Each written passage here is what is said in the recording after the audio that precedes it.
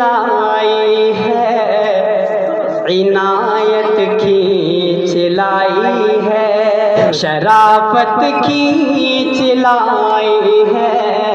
جو لدھیانے کے رہنے والے تھے، 55 سال تک اس مدرسے کی خدمات انجام دی ہیں۔ میرے بڑوں کا، میرے دادا ابا کا، میرے والد، میرے چچا کا خاص تعلق ان سے رہا ہے، اور میرے استاد محترم بھی اسی بستی کے تھے، حضرت مولانا ریاض الحسن صاحب قاسمی، جو کھتولی میں جن کا مدرسہ تھا، ان کا انتقال ہو گیا۔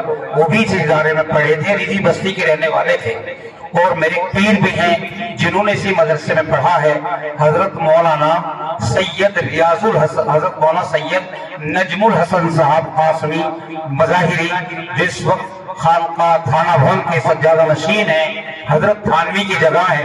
کون ہے حضرت تھانوی؟ جو ضلع مظفر نگر کے قصبہ تھانہ بھون میں پیدا ہوئے، اب شاملی میں آتا ہے، جنہوں نے تقریباً 1400 کتابیں لکھی، 900 کتابیں آپ کی زندگی میں شائع ہوئی۔ آپ کے خلفاء مریدین نے مل کر 2700 کتابیں لکھی، وہ حضرت تھانوی۔ اسی مدرسے کے محتمم حضرت مولانا قاری ابیر احمد صاحب نے آپ کو تقریباً 6.5 سال نماز پڑھائی، امامت کی، حضرت تھانوی کے امام بنے۔ ان کے جنہوں نے 1400 کتابیں لکھی ہیں، ان کے امام اس مدرسے کے محتمم بنے حضرت مولانا قاری امیر احمد صاحب نور اللہ مرقدہ، اور بہت ساری کتابیں، میں سمجھتا ہوں تقریباً 12 کتابیں ہوں گی، لیکن ایک کتاب جس وقت ہم کیلی کپسان کے مدرسے میں پڑھتے تھے 35 سال پہلے، میرے والد کا دور ہوا کرتا تھا، وہ دیکھی تھی رونق محفل، اس کے اندر ہم مکالمہ یاد کرتے تھے، فارسی کے بہت سارے اس کے اندر اشعار ہیں، آج بھی شاید وہ کتاب چھپتی ہوگی، چلتی ہوگی، جو ہندوستان کے مدارس میں، مغرب اتر پردیش میں، ہمارے اس ضلع میں تقریباً 2600 مدرسے ہیں، اور پوری یوپی ہندوستان کے اندر بہت سے مدرسوں میں میں نے اس کتاب کو، بھوپال میں، گجرات میں، بہت سے مدرسوں میں رونق محفل کتاب کو وہاں کی کتب خانوں کے اندر دیکھا۔ وہ آپ کس مدرسے میں، اسی بستی میں، اسی ادارے کے اندر اس کے محتمم صاحب نے لکھا تھا، جو آج دنیا میں نہیں اپنی قبر کے اندر یہاں پر آرام فرما ہے، اللہ ان کو غریق رحمت فرمائے۔ بہرحال میں زیادہ کچھ نہیں کہتا، کیونکہ یہ جلسہ بالکل اختتام کو پہنچ رہا ہے۔ بس میری درخواست ہے، جو بچے پیچھے بیٹھے ہیں وہ بھی آگے کو آ جائیں، جو کمروں میں ادھر ادھر گھوم رہے ہیں وہ بھی تشریف لے آئیں۔ اور بس میں نے ایک حدیث پڑھی ہے، جس میں اللہ کے نبی نے فرمایا، القبر روضۃ من ریاض الجنہ، قبر جنت کے باغوں میں سے ایک باغ ہے، کہ جہنم کے گڑھوں میں سے گڑھا ہے۔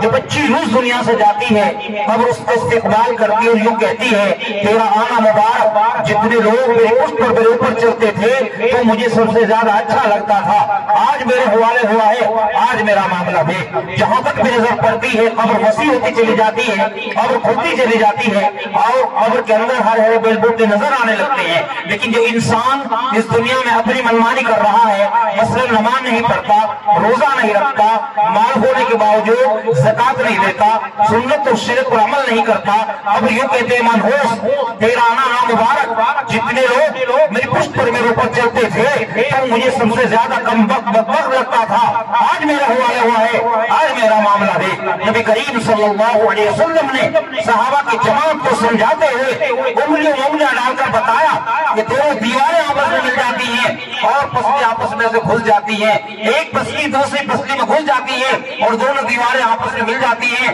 اور اب یوں کہتی ہے، اے منوس، تیرا آنا مبارک، جتنے لوگ میرے پشت پر میرے اوپر چلتے تھے تو مجھے سب سے زیادہ کم وقت لگتا تھا، آج میرے حوالے ہوا ہے، آج میرا معاملہ دیکھ۔ اس لیے میرے بھائیوں، ہر کام کے کرتے ہوئے ہمیں اپنی نیت خالص اللہ کے لیے رکھنی چاہیے۔ بخاری شریف کی سب سے پہلی حدیث ہے، قال النبی صلی اللہ علیہ وسلم، ایک مرتبہ آپ حضرات بھی کہہ لیا کرو صلی اللہ علیہ وسلم، انما الاعمال بالنیات، تمام اعمال کا دار و مدار نیتوں پر ہے، اگر ہماری نیت اچھی ہے تو انشاءاللہ کامیابی اور کامرانی ملے گی۔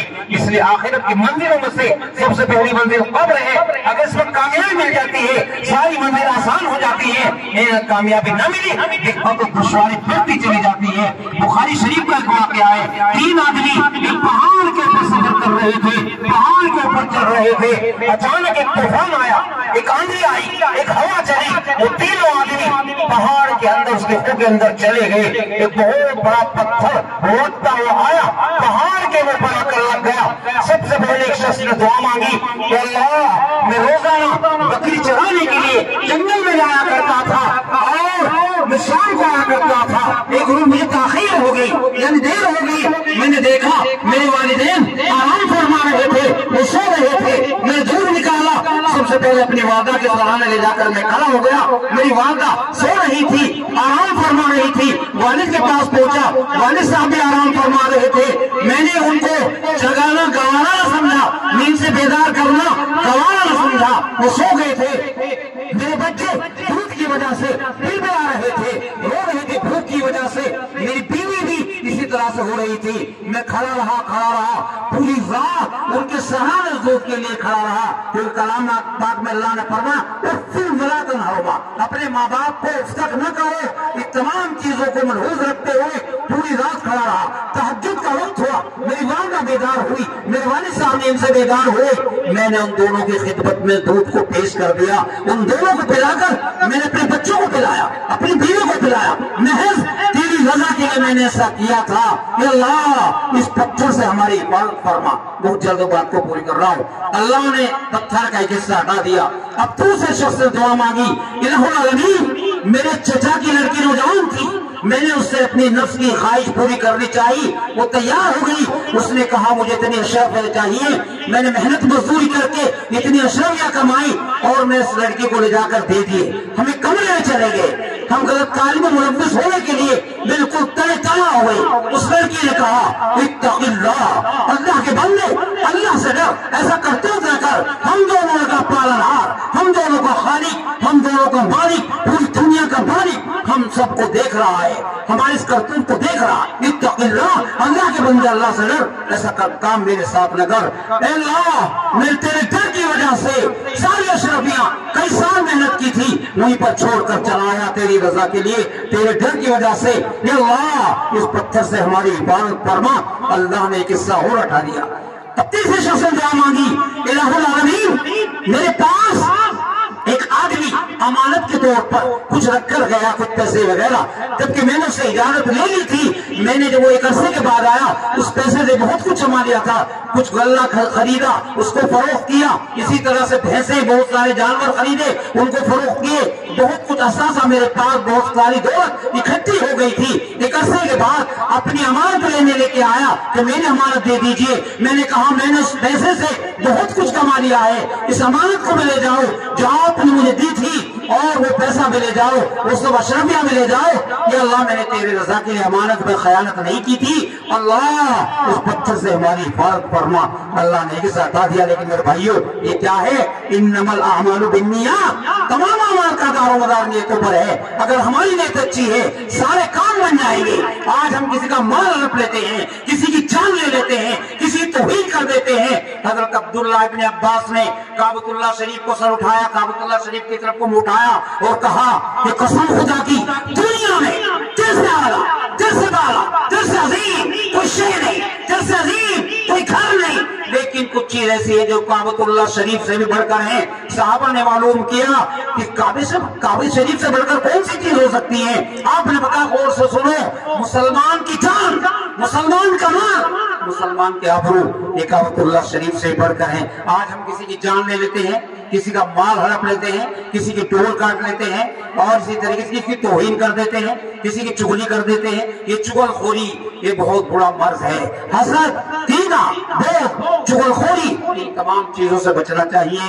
ये बहुत बुरी लत है, इससे बचना चाहिए। आज मुसलमानों की बैठकों पर चुगली, चौराहों पर चुगली। अब रमजान आ रहा है, रोजा भी रखेंगे, डोल भी काटेंगे, रोजा भी रखेंगे, कम भी तोलेंगे, रोजा भी रखेंगे, झूठ भी बोलेंगे, रोजा भी रखेंगे, एक दूसरे की चुगलखोरी भी करेंगे। इन चीजों से मेरे भाइयों बचना चाहिए। मैंने कायद पढ़ी, या अय्युहल्लज़ीना आमनू क़ू अनफुसकुम व अहलीकुम नारा, ऐ ईमान वालों अपने आप को, अपने ज़क़रबा को, अपने यार दोस्तों को अज़ाब जहन्नम से बचाओ। बड़ा सख्त अज़ाब है, नफ्सा नफ्सी का आलम होगा, हर शख्स परेशान होगा। न बीवी काम आएगी, न भाई काम आएगा, न मकान दुकान प्लाट कारखाने कुछ भी काम नहीं आएगा। हमारे अमाली तो काम आएंगे। इसलिए मेरे भाइयों सुन्नत वालों, ये हमारा तारीखी मदरसा, ये हमारा तारीखी गांव, इस मदरसे का फैज अल्हम्दुलिल्लाह सुम्मा अल्हम्दुलिल्लाह बिला किसी मुबालगे के कह रहा हूँ, पूरे मुल्क में है। कई ढूंढवाना हजरत के चदार मज़ाहिलों में जगह जगह यहाँ के पढ़े हुए मैंने कारी इदरीस बैठे हैं, मज़ाहिलों में रहे, और कारी शौकत साहब बैठे हैं वहाँ सरूरपुर मदरसे के मोहतमे में, और जितने भी उलमा में समझता हूँ ये नौजवान बैठे हैं सभी इस मदरसे के फारिगीन हैं। अल्लाह का शुक्र है हर बड़े मदरसे में यहाँ का पढ़ा हुआ है। इस मदरसे का आप लोग ख्याल रखें, इससे जुड़े रहें। अभी हजरत मौलाना हामिद साहब ने बताया बड़े बड़े अकाबिरीन यहाँ पर तशरीफ लाते थे। हकीमुल इस्लाम हजरत मौलाना कारी मोहम्मद तैयब साहब रहमतुल्लाह अलैह जो तकरीबन 55 साल तक दारुल उलूम देवबंद के मोहतमिल रहे। तालिबान जमाने में आपके तकरीबन 80 तकरीरें याद हो चुकी थी। मैं एक मरतबा दारुल उलूम देवबंद में मुझे बुलाया, अंजुमन में मेरठ के तलबा में बड़ा प्रोग्राम था, कारी फखरुद्दीन अजराने वाले सदारत कर रहे थे, तो मैंने यही तकरीर वहां पर की। कारी साहब ने माशाअल्लाह उसको बड़ी दुआएं दी हमें कि कारी तैयब साहब ने शहर तैयब के अंदर जाकर, हजरत कारी साहब बड़े मोहतकिद थे, हजरत मौलाना मीर अहमद साहब, कारी तैयब साहब ने शहर तैयब एक जगह थी 80 तकरीरें याद की थी, उनके नाम से तैयब मस्जिद है। इसी तरीके से बहुत सारे काबिरीन आपकी बस्ती में आते जाते रहे। याद रखो जब तक हमारा इन उलमा से जोड़ रहेगा, इनसे ताल्लुक रखेंगे। हजरत मुफ्ती मुजफ्फर हुसैन साहब अजराड़े वाले मज़ाहिलूम के नाज़िम आला शेखुल हदीस वहाँ के मुहद्दिस, तिरमिज़ी शरीफ पढ़ाई हमेशा आप फरमाया करते थे चक्की के अंदर एक लकड़ी की कीली होती है, जो दानों से चिमट कर चलते हैं बच जाते हैं, जो उसके हट कर चलते हैं पिस जाते हैं। इसलिए मेरे भाइयों हलाल कमाओ, हलाल खाओ, हलाल बरतो, बुजुर्गों से अपना ताल्लुक रखो। आपके लिए यही बुजुर्ग है, आपकी मस्जिद का इमाम वो बुजुर्ग, आपके मदरसे का मोहतम वो बुजुर्ग। इसलिए भाई इनसे अपना ताल्लुक रखो और हर तरीके से हर मशवरा इनसे करो। और ये ब्याह शादी मंडई पड़े भाग बारात थोड़ा सा इसमें कम खर्च करो अल्लाह के वास्ते। ये आज हमारी कौम लुटती जा रही है शादियों के चक्कर में, इसमें थोड़ा सा कम कर लो। हो जाए काश आपका पूरा माशरा बिगड़ा हुआ है आज हमारा माशरा। बेटी उठेगी कैसे बेचारे गरीब की, तुमने जहेज दे के बिगाड़ा माशरा। फिल्मों से नावलों से था पहले ही दागदार, टीवी आज कैसा उजाला माशरा। उठो वतन के लोगों मदारा के वास्ते, रो रो के चाहता है सहारा माशरा। मगरिब के हो से अगर हो गया चोर, मुद्दत में बन सकेगा दोबारा माशरा। इसलिए गाँव के अंदर दीनदारी आनी चाहिए और सर पर टोपी चेहरे पर दाढ़ी होनी चाहिए और आपस में प्यार मोहब्बत कायम करो। पड़ोसी का बहुत बड़ा हक है। अल्लाह के नबी ने ये फरमाया कि अपने पड़ोस के अंदर अगर आपका पड़ोसी कोई गरीब है और आपके अंदर इतनी वसत नहीं है, आप कोई फल खा रहे हैं, मिसाल के तौर पर केला संतरा या अंडा कुछ खा, उसके छिलके भी बाहर न डालो। पड़ोस के बच्चे देखेंगे, उन्हें तकलीफ होगी कि हमारे घर में होता तो हम भी खाते। पड़ोसी का तो बहुत बड़ा हक है। इसलिए मेरे भाइयों अपने पड़ोस वाले को तकलीफ नहीं पहुंचनी चाहिए। इन चीजों का थोड़ा सा ध्यान रखें। बस मैं अपनी बात को यहीं पर पूरी करता हूँ। ये हमारा पुराना गांव है। अल्लाह ताला